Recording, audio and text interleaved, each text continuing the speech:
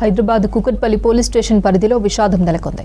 Rachakonda commissionerate control room లో విధులు నిర్వహిస్తున్న సీఐ శేఖర్ పుట్టినరోజు వేడుకల్లో పాల్గొన్న హెడ్ కానిస్టేబుల్ డేవిడ్ ప్రమాదవశాత్తు బిల్డింగ్ పై నుంచి కింద పడి చనిపోయాడు. డిన్నర్ చేస్తుండగా బిల్డింగ్ 3rd ఫ్లోర్ నుంచి జారి కింద పడ్డాడు.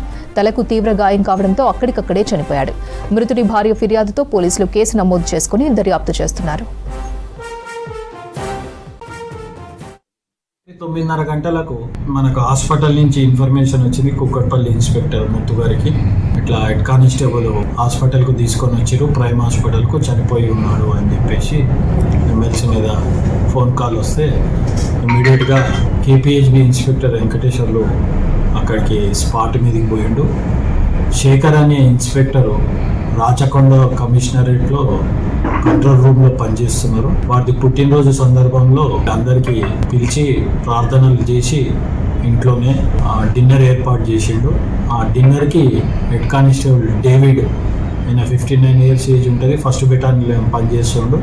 అతనికి సన్నిహితం ఉంది, అప్పుడప్పుడు వచ్చి కలుస్తుంటారు. వీళ్ళు ప్రేయర్స్కు వాటికి వీటికి కలుస్తుంటారు. అయితే ప్రేయర్స్ అయినాక భోజనం చేయడానికి కిందికి పోతున్నారు.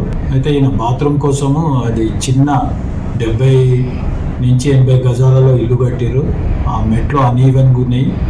ఆ మెట్ల దగ్గర మనకు పహరీ గోడ మోకాళ్ళ కింది దాకా వస్తుంది. అయితే ఆ మెట్లు దిగే కార్యక్రమంలో స్లిప్ అయ్యి 3rd ఫ్లోర్ నుంచి చెట్టు మీద పడి మళ్ళా దాని కింద పడ్డాడు. ఆ చెట్టు మీద పడ్డప్పుడు ఈ కొమ్మలు కోసుకొని పోయి గాయమైనవి. ఇమ్మీడియట్గా శేఖరే అతని కారులో